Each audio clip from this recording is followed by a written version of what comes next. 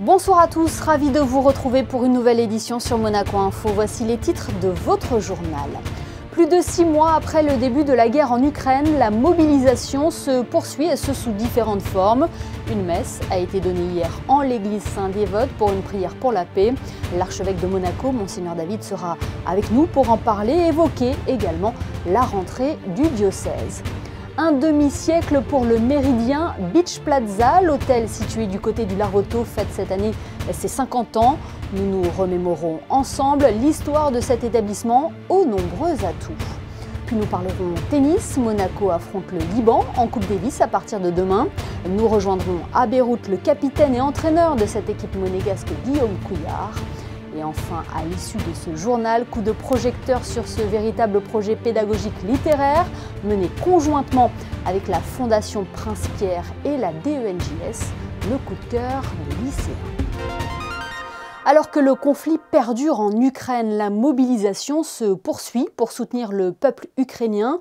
Une solidarité qui se traduit sous différentes formes, qu'elles soient humanitaires, logistiques, financières, voire même religieuses.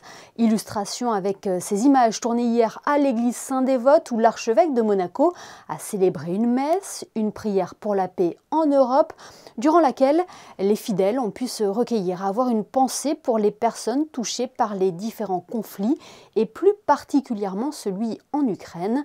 Pour en parler, nous sommes avec Monseigneur David. Bonsoir Monseigneur.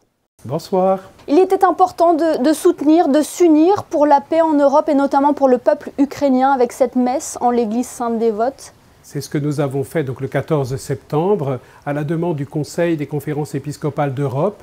Chaque pays du continent européen a été invité à réunir ses fidèles et tous ceux qui le souhaitaient pour prier avec insistance pour la paix et tout particulièrement en Ukraine. Nous l'avons donc fait à Monaco, en l'église Saint-Dévote, qui était presque pleine, enfin quasiment pleine à cette occasion, et beaucoup se sont unis à nous parce que beaucoup, bien sûr, portent de manière forte ces événements dramatiques qui durent depuis trop longtemps. Cette date du 14 septembre n'a pas été choisie par hasard, Monseigneur. Non, parce que c'est la fête de ce que nous appelons la Croix glorieuse. Dans l'Église latine, c'est le titre de cette fête. Dans les églises d'Orient, on appelle l'exaltation de la croix. Et nous savons qu'en Ukraine, il y a l'Église latine, bien sûr, mais il y a aussi l'Église gréco-catholique de rite byzantin et l'Église orthodoxe, bien sûr, qui fête le même jour cette célébration de la croix glorieuse. La croix qui nous ramène à toutes ces souffrances qui sont vécues par nos frères et sœurs ukrainiens et puis aussi par tous ceux qui sont touchés par cette guerre et qui ont hâte qu'elle se termine. Mais cette croix, pour les chrétiens, est aussi le signe du plus grand amour, le signe de la victoire de l'amour, le signe de la paix et de la réconciliation. Voilà pourquoi ce jour de la croix glorieuse ou de l'exaltation de la croix a été choisi pour ce temps de prière. Oui, et le pape François ne cesse de répéter ses appels à l'apaisement et au dialogue dans cette guerre qui dure, vous venez de le rappeler. Il n'oublie pas l'Ukraine martyre, comme il l'a précisé dernièrement. C'est un message que vous souhaitez relayer également? Bien sûr, nous ne pouvons que faire écho à cette demande insistante du pape. La guerre n'est jamais une solution, nous le savons. La guerre, les blessures de la guerre prennent un temps infini à être soigné, à être cicatrisé. Il y a des pertes irréparables, surtout des pertes humaines. Et nous imaginons que les obstacles pour que nous puissions arriver à une résolution paisible et juste de ce conflit et de tant d'autres conflits dans le monde nécessitera beaucoup d'efforts, de persévérance et d'espérance.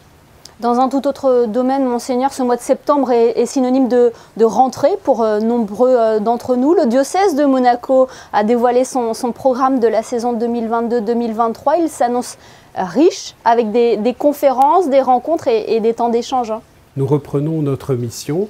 Après avoir l'année passée centré notre point d'attention sur l'intelligence de la foi, comment articuler foi et raison, comment rendre compte intelligemment de notre foi aujourd'hui, nous voulons poursuivre ce chemin et orienter nos propositions sur le témoignage, sur la mission. Comment, avec des mots d'aujourd'hui à témoigner de cette bonne nouvelle que nous portons dans le monde qui est le nôtre et qui souvent est à la recherche de sens, de cohérence, d'espérance et de paix, comme nous le venons de l'évoquer.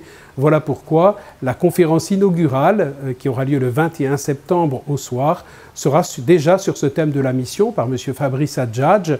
Donc toute cette année, nous aurons les moyens non seulement de parler de la mission, mais de la vivre en accueillant, en accompagnant pour des conférences, pour des débats, pour des spectacles, pour des parcours, tous ceux qui voudront bien nous rejoindre. Oui, on le rappelle, ce sont des rendez-vous qui sont ouverts aux croyants, mais également aux non-croyants, hein, Monseigneur. Oui, comme nous le faisons chaque année, nous essayons à la fois de diversifier notre offre pour que tous se sentent concernés, des croyants qui veulent approfondir leur foi et grandir dans cette relation avec Dieu pour le service de leurs frères, mais aussi pour tout homme de bonne volonté, tous ceux qui, parmi nous, sont en recherche, s'interrogent, sont curieux ou simplement veulent se changer les idées ou ouvrir quelques horizons. Et cet entretien est également l'occasion de rappeler notre collaboration entre Monaco Info et le diocèse de Monaco avec l'émission Le Débat présentée par l'abbé Christian Venard et Fabien Bonilla. Merci infiniment, Monseigneur, d'avoir été avec nous ce soir sur Monaco Info. Merci. Dans le reste de l'actualité, le service des titres de circulation vient d'être tout juste rénové. Il se situe toujours du côté de Fontvieille, mais vient de voir ses locaux agrandis. Après 7 mois de travaux, les locaux ont gagné 200 mètres carrés de surface supplémentaire, comme a pu le constater ce matin la ministre de l'Équipement, de l'Environnement et de l'Urbanisme. Céline Caron-Dadjioni a été accueillie par le chef du service des titres de circulation, Aurélie Perry, qui a pu lui faire visiter les lieux totalement repensés pour répondre à la demande. Toujours en bref, le président mondial de la Jeune Chambre internationale était de passage à Monaco cette semaine. Argenis Angulo a été reçu notamment au ministère d'État par Pierre Dartout. Il a rencontré également les représentants économiques et politiques du pays lors de son séjour en principauté. Le Méridien Beach Plaza fête aujourd'hui ses 50 ans, l'occasion pour l'hôtel de faire le point sur un demi-siècle d'histoire, tout en ayant toujours pour objectif de séduire et surprendre sa clientèle. On feuillette ensemble cette belle aventure avec Sarah Monnier. C'est un bâtiment emblématique du paysage du Larvoto, reconnaissable parmi les buildings qui l'entourent. L'hôtel Méridien Beach Plaza fête aujourd'hui ses 50 ans. 50 ans au service de la clientèle, 50 ans au cœur de la vie des Monégasques. Énormément de personnes qui ont appris à nager dans les plages et dans les piscines de Méridien. Et il y a énormément de gens qui se sont mariés, qui ont fait des baptêmes, qui ont fait des célébrations familiales au Méridien. Des gens qui viennent au restaurant ou au bar tous les jours, c'est très normal, ça fait partie de la vie. On est partie de la vie monégasque et on est ravis de l'être. Et il n'y a pas d'âge pour se renouveler. À 50 ans, l'hôtel a choisi de remanier sa carte. Et pour cela, le chef espagnol Sergi Arrola a trouvé ses inspirations dans une région qui lui tient à cœur, la Méditerranée. C'est l'esprit de la cuisine que j'aime et c'est logiquement, ils sont les produits qu'il en fait toute mon carrière depuis l'école hôtelière. Alors, je les connais très très bien et pour moi, spécialement maintenant que je n'habite pas en Europe, c'est encore plus excitant de travailler avec ces marchés. L'occasion pour le personnel et les clients de se réunir autour d'une bonne cuisine. Raymond Viano a travaillé 43 ans au Méridien et était présent lors de son ouverture. Il se souvient avec émotion de ses années passées à l'hôtel. Je suis attaché surtout à l'amitié de tous ces gens que j'ai connus ici et où nous avons passé de très très belles années avec des hauts et des bas comme tout le monde. On se rappellera quelques anecdotes, quelques souvenirs, beaucoup de souvenirs quand même. Pendant 50 ans, ça fait du temps. Mais s'il y a une chose à retenir, c'est bien l'esprit de famille qui se dégage de l'établissement. Voilà pour cet établissement mythique qui souffle donc ses 50 bougies cette année. Ouvrons une page sport à présent avant de recevoir notre prochain invité, l'entraîneur de l'équipe monégasque de Coupe Davis, Guillaume Couillard. Un mot de basket avec une nouvelle victoire de la Roca Team en amical. Les joueurs d'Obradovic ont signé un 4e succès consécutif dans leur calendrier de pré-saison en battant l'Étoile Rouge de Belgrade 93-88. Prochain match, le choc face au double champion d'Europe en titre, l'Anadolu Efes. Une rencontre à suivre en direct sur notre antenne demain à 19 h, commentée par Frédéric Elion et Ali Traoré. En football, Youssouf Fofana et Benoît Badiachil ont été convoqués par Didier Deschamps en équipe de France. Il s'agit de leur première sélection chez les Bleus, même s'ils ont déjà porté le maillot tricolore avec les espoirs. Les deux joueurs de l'AS Monaco sont donc susceptibles d'affronter l'Autriche et le Danemark les 22 et 25 septembre en Ligue des Nations. L'annonce a secoué le monde du tennis. Roger Federer a annoncé aujourd'hui qu'il mettait un terme à sa carrière dans une semaine après la Lever Cup. À 41 ans, la légende suisse de la petite balle jaune tire donc sa révérence après une carrière fantastique et ses 20 titres en Grand Chelem. Il aura peut-être un seul regret, celui de n'avoir jamais remporté le Monte-Carlo Rolex Masters. Et la transition est toute trouvée pour accueillir notre prochain invité. Il s'agit de Guillaume Couillard, capitaine et entraîneur de l'équipe de Monaco en Coupe Davis. Les Monégasques affrontent le Liban dans le groupe 2 Monde. Le tirage au sort a eu lieu aujourd'hui. Valentin Vachereau ouvrira les hostilités. Demain, il sera opposé à Adi Dabib, 368e joueur mondial. Bonsoir Guillaume Couillard. Bonsoir. Comment abordez-vous cette rencontre déterminante face au Liban ? On l'aborde de façon positive, on est motivé, on est venu évidemment au Liban pour la gagner, cette rencontre. On sait que la tâche ne va pas être facile parce qu'on a des adversaires en face qu'on connaît bien et voilà, on est prêt à combattre et comme à chaque fois quand on joue pour notre pays, on se donne jusqu'au bout, quoi. Bon, on le rappelle, le Liban figurait auparavant dans le groupe 1, mais cela reste un adversaire à votre portée, hein, Guillaume. Oui, c'est des joueurs de simple qu'on connaît, que nos joueurs ont déjà joué, donc on sait absolument comment aborder les matchs. Maintenant, c'est une rencontre qui joue chez eux, donc ils ont l'avantage quand même du public, des conditions de jeu, de la météo, mais voilà, nous, en termes de classement, on a des joueurs de simple pour à peu près les mêmes classements qu'eux, et puis on a une équipe de double qui nous a toujours rapporté beaucoup de points, donc on va essayer de miser là-dessus aussi. Quel est l'état de forme de vos joueurs ? On a vu Valentin Vachereau gagner son premier challenger en Thaïlande, Hugo Nice, quart de finaliste à l'US Open, Romain Ardeodo, finaliste au challenger de Cassis dernièrement, Lucas Catarina qui enchaîne lui aussi les tournois. C'est de bon augure pour les rencontres qui s'annoncent ? Ouais, c'est toujours bien d'avoir des joueurs qui arrivent avec de la confiance. Maintenant, on sait que la Coupe Davis, c'est quand même vraiment une compétition différente. Je pense que ce qui nous donne de la confiance, c'est aussi la rencontre qu'on a faite en mars contre le Maroc, où les joueurs avaient réussi à se galvaniser et aller vraiment au bout de ce qu'il fallait faire. Donc, on a confiance dans le fait de pouvoir refaire la même chose, avoir le même état d'esprit. On sait que l'état d'esprit en Coupe Davis, c'est limite plus important que le niveau de tennis lui-même. Et puis vous le disiez tout à l'heure, hein, ça galvanise de représenter son pays, de porter le maillot de Monaco.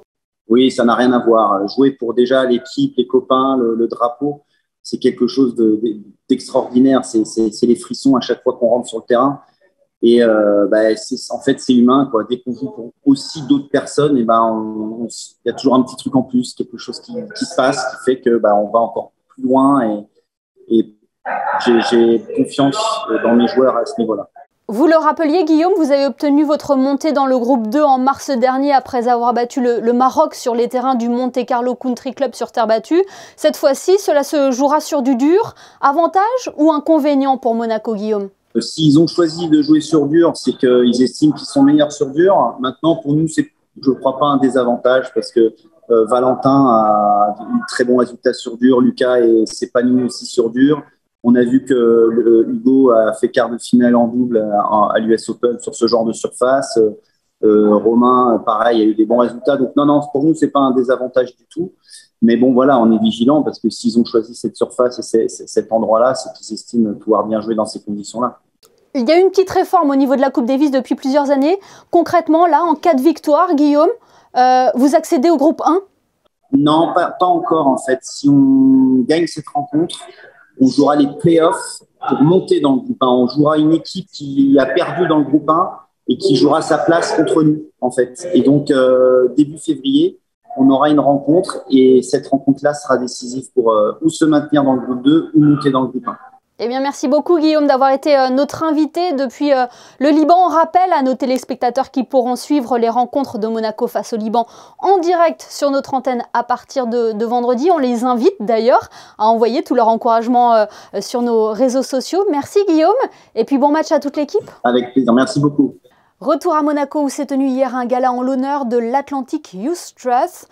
Cette association irlandaise aide les jeunes à se connecter avec l'océan et l'aventure. Pour en savoir plus, Sarah Monnier s'est rendue au Yacht Club de Monaco où elle a rencontré le président de l'association et navigateur, Enda O'Connin. The Atlantic Youth Trust is a charity and its mission is to connect young people with the ocean, adventure and exploration. What we do is essentially we take young people between the ages of 16 and 22. We introduce them to the ocean and to adventure. It's a pilot 10-day program, but it's not just going on our ship, it's an experience, and we connect in with young people. And some may never follow careers at sea, others may follow careers at sea, but it's really an introduction. It's not really teaching to sail, it's character formation, personality development, and particularly after COVID, coming out of COVID for young people, it's very important to get out on the ocean. So we're a charity and we're building strong links between Ireland here and Monaco, so it's really lovely to be here.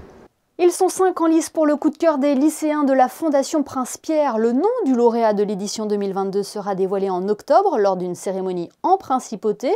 Mais avant cela, le jury composé d'élèves de la principauté s'est réuni pour délibérer. Anaïs Riu a assisté aux différents échanges pour élire l'écrivain qui s'est démarqué avec son ouvrage. Voyez son reportage. C'était leur toute dernière occasion pour exposer leurs arguments. Tour à tour, les 5 groupes d'élèves représentant un ouvrage chacun ont présenté puis défendu leur livre choisi avec conviction. Son histoire, elle est authentique, tout comme l'auteur. Et on arrive à voir toute l'authenticité de l'histoire dans le bouquin, dans la fin, partout en fait. Et c'est très beau. C'est un sujet assez sensible, donc j'espère qu'il va gagner par rapport à ça. Donc peut-être la sincérité, l'honnêteté, l'authenticité, je sais pas, on verra.